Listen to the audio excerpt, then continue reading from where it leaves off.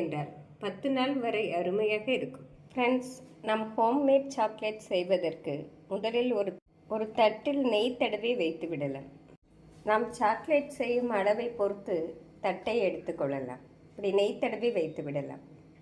நாம் ஒரு கடாயில் உடைத்த முந்திரி பாதாமை வறுத்து எடுத்து விடலாம். நாம் ஈரப்பதம் இல்லாமல் நன்றாக வறுத்து எடுத்து விடலாம். சமயம் நாம் இதை வேறு பிளேட்டில் மாற்றி விடலாம். நாம் அதே கடாயில் 1 கப் ஜீனி சேர்த்து விடலாம். ஜீனி சேர்த்து அதனுடன் 1/4 டம்ளர் தண்ணீர் சேர்த்து விடலாம்.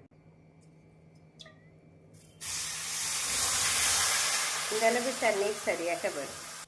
நாம் தண்ணீர் 1 கம்பி பதம் வரும் வரை கொதிவிட வேண்டும். ஃப்ரெண்ட்ஸ், நாம் 1 கம்பி பதம் வரும் வரை சீனி தண்ணீரை நன்றாக கொதிவிட வேண்டும்.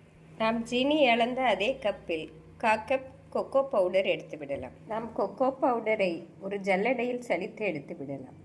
நாம் கொக்கோ பவுடருடன் 1 கப் மில்க் பவுடரையும் சேர்த்து சலித்து விடலாம். இரண்டையும் நன்றாக சலித்து எடுத்து விடலாம்.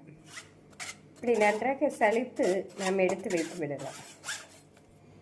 ஃப்ரெண்ட்ஸ், ஜீனி தண்ணீர் 1 கம்பி பதம் வந்துவிட்டது. நாம் அடுப்பை ஸ்விட்ச் ஆஃப் செய்து விடலாம்.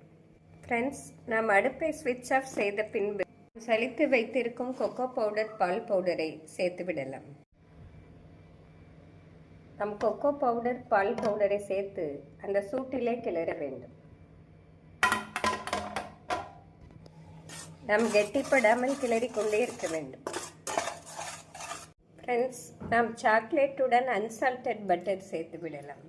ஃப்ரெண்ட்ஸ், சாக்லேட் இந்த அளவு மிக்ஸ் ஆகவும் நாம் பொடித்து வைத்திருக்கும் நட்ஸை சேர்த்து விடலாம். நட்ஸ் சேர்த்து ஒரு முறை நன்றாக மிக்ஸ் செய்ய வேண்டும். நாம் ட்ரேயில் மாற்றி விடலாம். ஃப்ரெண்ட்ஸ், நாம் ட்ரேயில் மாற்றியவுடன் ஒரு நெய் தடவிய ஸ்பூனால் நன்றாக ஸ்ப்ரெட் செய்ய வேண்டும். 1 கப் ஜீனிக்கு இந்த அளவு சாக்லேட் வரும். நாம் நன்றாக ஆறவும் 1/2 மணி நேரம் ஃப்ரிட்ஜில் வைத்து எடுத்து விடலாம். சாக்லேட் 1/2 மணி நேரம் ஃப்ரிட்ஜில் நன்றாக செட் ஆகிவிட்டது. இப்பொழுது நாம் இதை கட் செய்து விடலாம். நாம் கத்தியில் சிறிது நெய் தடவி கட் செய்து விடலாம். நாம் இப்படி சிறு சிறு துண்டுகளாக போட்டு விடலாம். ஃப்ரெண்ட்ஸ், ஹோம்மேட் சாக்லேட் அருமையாக ரெடியாகிவிட்டது. நாம் இப்படி கண்டெய்னரில் ஸ்டோர் செய்து ஃப்ரிட்ஜில் வைத்தோம்